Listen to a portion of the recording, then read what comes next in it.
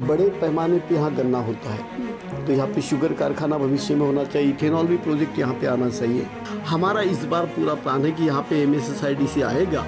अर्जुनी मोरगा और गोरेगांव तालुका में हमने ऑलरेडी MSSIDC लाया हुआ है। सिर्फ नए उद्योग लाना चाहिए, उस दिशा से यहाँ पे काम करना है, युवकों को उनके हाथ में काम देना, ये प्रायोरिटी है। नमस्कार, मैं रश्मि खेड़ीकर। महाराष्ट्र के महासंग्राम में आज हम आए हैं अर्जुनी मोरगांव विधानसभा क्षेत्र में, जहां पे हम ऐसे व्यक्ति से चर्चा करने वाले हैं जो पूर्व मंत्री रह चुके हैं और सामाजिक कार्य में हमेशा आगे रहते हैं, ऐसी उनकी पहचान है। और हाल ही में उन्हें राष्ट्रवादी अजित पवार गुट से उम्मीदवारी भी घोषित हो चुकी है। जी हाँ, मैं बात कर रही हूँ हम सबके चहीते लाडले राजकुमार भड़ोई जी की। सर, आप बताइए कि अभी आपको उम्मीदवारी घोषित हो चुकी है, आप पूर्व मंत्री भी रह चुके हैं और लोगों की समस्या को आप बेहतर समझते हैं, तो इस बार आप चुनाव किन मुद्दों पे लड़ने वाले हैं?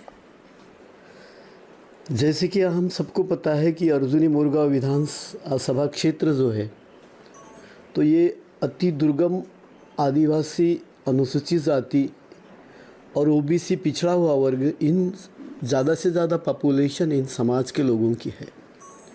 यहाँ पे बड़े पैमाने में अनुसूचित जाति के लोग रहते हैं, वैसे अनुसूचित जमाती के लोग रहते हैं, गोवारी समाज के लोग भी हैं, हमारे मच्छीमार समाज के लोग हैं, हमारे बंगाली भाई हैं, हमारे कोहड़ी समाज के लोग हैं, हमारे कुंभी समाज और पोवार समाज का, ऐसे सभी जातियों के लोग हैं। तो इनके तो विभिन्न प्रश्न हैं।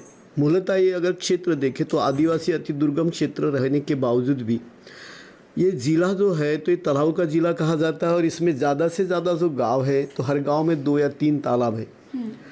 ज़्यादातर किसान है, और ये किसानों के जो मूल समस्या है, तो किसानों की मूल समस्याओं को लेके उनके जो पीने पानी का प्रश्न होता है, खेती में बीज का प्रश्न होता है, इन सब प्रश्नों को लेके हम पिछले 10-15 सालों से यहाँ पे काम करते आ रहे हैं।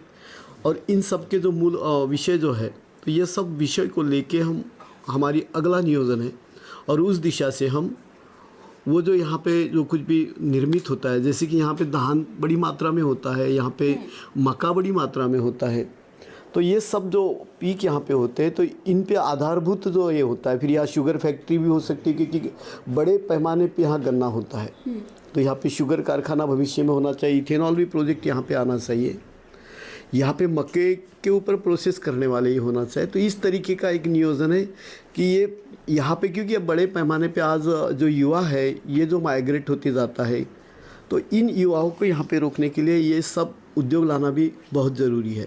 लेकिन इसके पीछे थोड़ी और समस्या है कि ये इको सेंसिटिव जोन बड़े पैमाने पे है।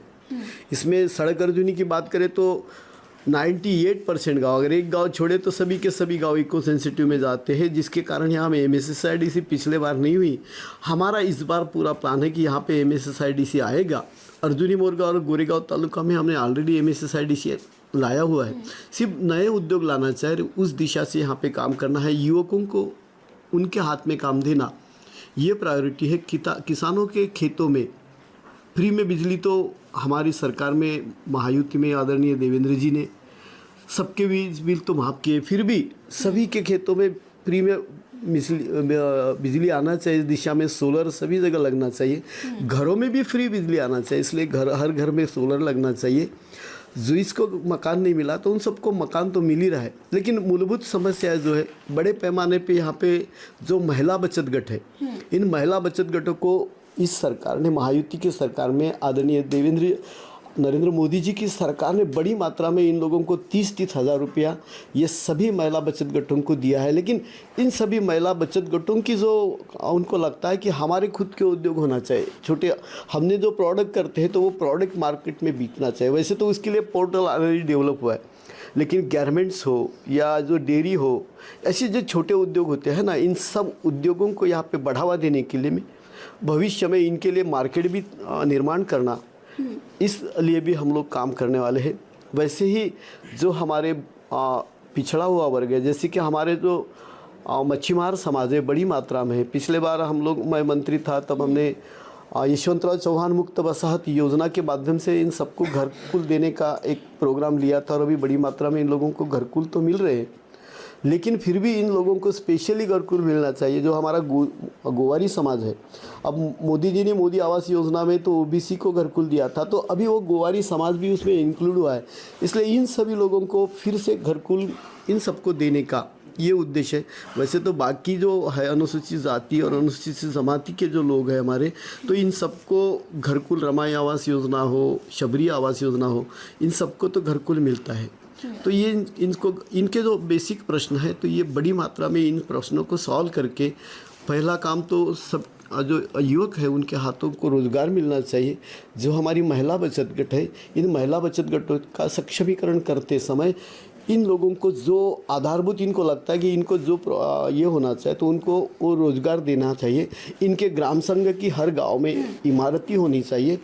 बड़े पैमाने पे हमारे यहाँ पे स्कूलें हैं, लेकिन बहुत सारी जगह ऐसा है कि वो स्कूलों की इमारतें कई जगह नहीं हुई हैं, तो इन सब की इमारतें भी भविष्य में होना चाहिए। बच्चे यहीं के पढ़ना चाहिए, ना कि वो दूसरी जगह जाना चाहिए। तो जहाँ पे भी अति दुर्गम गाँव है, जहाँ पे अगर बच्चे कम मात्रा में भी हुए तो भी वो स्कूल शुरू रहना चाहिए।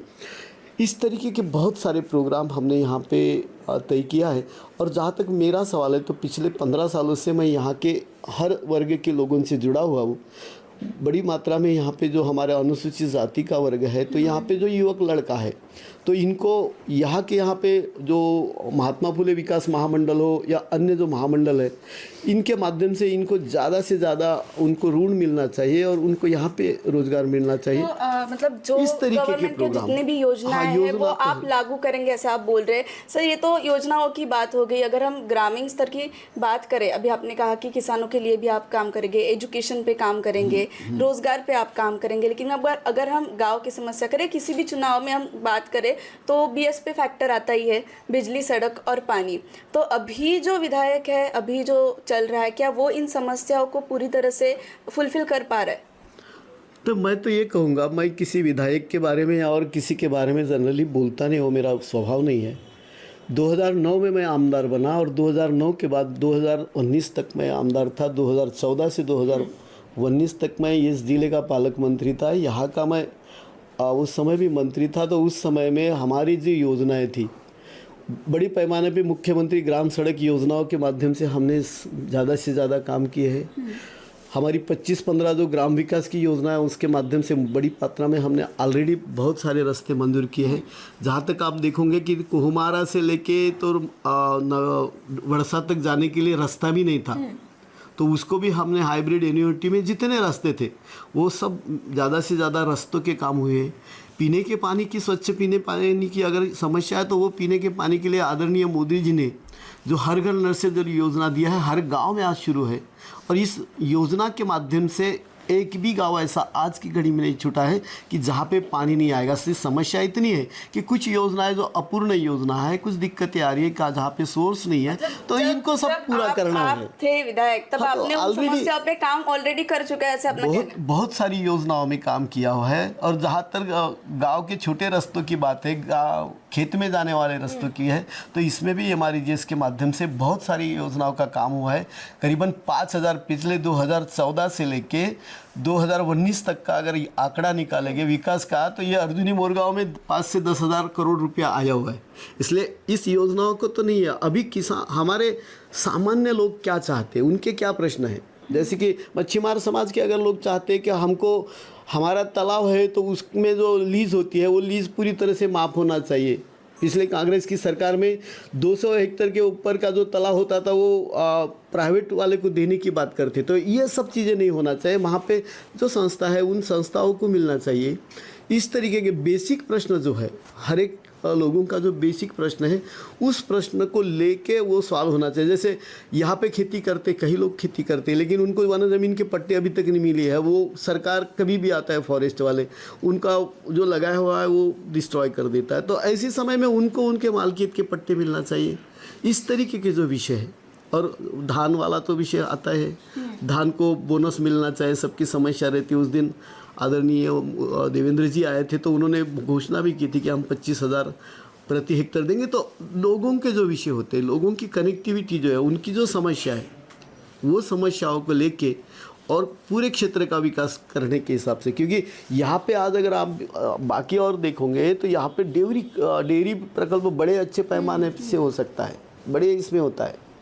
इसलिए ऐसी बहुत सारी समस्याएं पिछले 5 सालों में जो कुछ हुआ उसके बारे में नहीं बोला। उन्होंने जो कुछ किया होगा वो भी महायुति सरकार ने हमारे सरकार के कार्यकाल में छुआ है। इसलिए हमारे आदरणीय अजित पवार साहब, आदरणीय देवेंद्र जी और आदरणीय मुख्यमंत्री एकनाथ शिंदे साहब, इन्होंने इतनी अच्छी योजनाएं किया, जैसे कि लाड़की बहन योजना। ये योजना इतनी अच्छी की कि अभी तक 5 महीने के पैसे सभी हमारे लाड़की बहनियों के खाते में जमा हो गए। उसके खिलाफ में कांग्रेस कोर्ट में गई, वो बोले हम आएंगे तो लाड़की बहन योजना बंद कर देंगे। हमारा ये विचार है कि ये योजनाएं शुरू रहना चाहिए, हमारी महिलाएं सशक्त होना चाहिए। पहली बार इस हिंदुस्तान में ऐसा हुआ कि 33% आरक्षण हमारे महिलाओं को लोकसभा और विधानसभा में मिला। बड़ी बात है ये। तो कौन किसके लिए लड़ता है, कौन किसके लिए झगड़ता है, ये अगर देखते तो आज सभी लोगों के दिमाग में है कि महायुति की सरकार बहुत अच्छा काम कर रही है और महायुति की योजनाएं वो तो लाएंगे। और इस क्षेत्र का, ताकि मैं तो बड़ी काम किया हूँ, मैं तो बाबा साहब अम्बेडकर लंदन में पढ़ते थे, वो घर लेने से लेके इंदू मिल का काम हमारे हाथ से हुआ। क्षेत्र के भी बहुत काम किए हैं हम लोगों ने। तो इसलिए निश्चित ही ये पूरे ज़िले का और पूरे अर्जुनी मोरगांव विधानसभा क्षेत्र का लोगों को पूछ के बहुत अच्छा आराखड़ा बना के उनकी जो मूलभूत समस्या है, ये सब समस्याएं सुलझाने के लिए हम कटिबद्ध रहेंगे और उन सब के जो प्रश्न है वो सब मार्गी लगाएंगे। बिल्कुल बिल्कुल। आपकी एक बात बहुत अच्छी लगी कि आपने किसानों के ऊपर आप ज़्यादा फोकस कर रहे हैं इस बार में। 2-3 बार आपके बातों में मैंने सुना है, क्योंकि ये किसानों का शहर है, धान का भंडार इसको कहा जाता है। लेकिन सर आप अभी जो आप हर बार सामाजिक कार्य में हमेशा अग्रणी रहते हैं, आप सामाजिक पुरुष मतलब आगे रहते हैं, आपकी पहचान है। अभी आपने अजित पवार गुट में अभी हाल ही में प्रवेश किया है। आपको क्या लगता है, मतलब किसका फ़ायदा, वोटिंग मतदाता किस तरह आपसे मतलब इन्फ्लुएंस होंगे? मूलतः मैं 718 मतों से हारने के बाद में पिछले 5 सालों से मेरी जो कनेक्टिविटी है वो आम लोगों से है। और मैं आम लोगों से वैसे ही मिलता हूँ जैसा मैं पहले भी आम था। एक्चुअल मैं कोई मंत्री था या मैं कोई आमदार था, इस तरीके से मेरे एटीट्यूड होते नहीं। इसलिए लोगों की कनेक्टिविटी मेरे बीच में बहुत ईजीली होती है। और इसलिए मुझे नहीं लगता कि ऐसा निश्चित ही अभी कैसा होता है कि हमारे भारतीय जनता पक्ष के हमारे जुने जो हमारे कार्यकर्ता थे उनको कहीं हर्ट हुआ होगा। हमारे जो अभी राष्ट्रवादी कांग्रेस में जो प्रवेश करने के बाद में हमारे जो नए राष्ट्रवादी कांग्रेस के हमारे जो कार्यकर्ता है उनको कहीं लगा होगा कि भाई हम लोगों से कनेक्टिविटी होती क्या नहीं। जैसे आप देखते हैं ना, एक आधी शादी होने के बाद में एक आधी दुल्हन नए घर में आती है तो मायके वालों को लगता है कि वो संसार कैसा होगा और वहाँ के लोगों को लगता है कि ये दुल्हन कैसी होगी। ऐसी बातें होती है, लेकिन जब हम काम शुरू करते हैं तब समझ में आता है नहीं तो ये तो बहुत अच्छे है। तो उस तरीके की बात है, वो जो कन्फ्यूज़न होगा, कहीं इन्फ्लुएंस होगा तो वो निश्चित ही दूर हो जाएगा। और मुझे नहीं लगता कि ऐसा ही है, क्योंकि जहाँ पे भी मैं मिलता हूँ तो लोग बड़े खुश होते हैं और बोलते कि साहब आप हमारा साथ है।